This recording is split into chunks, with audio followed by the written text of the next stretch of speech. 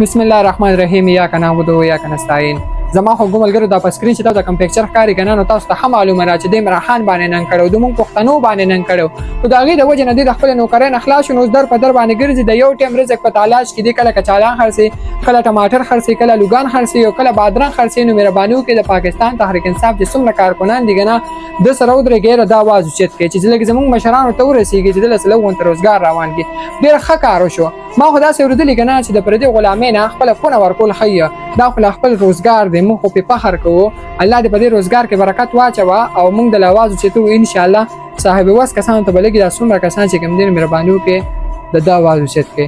سوال درته کوم مینت درته کوم په مونږ نن کړی دی کنن دې تاسو در په در شو کنه نو پر رب ذل جلال مې کسې کو سباله سوکم د خبره وکي اول زنه کومه ځکه چې سباله ما په سوکودري کې نه زما کار سره چې سپینه خبره وکم سیدا یا منافقت کوو مهربانو کې د سره ودرېږي چې نور خلکو د حوصله مضبوط شي الله مو خوشاله وا ساته ټول د نن پس د سړي आवाज وشت کې چې لکه څنګه روزګار او تملو شي په هغه سرکاري نوکرۍ د شړک را ورزمن په دای سرکاري نوکرۍ بسکه چې پکې د غلامۍ ژوند دي حق خبره نشي کولای د حق خبرې کړې دي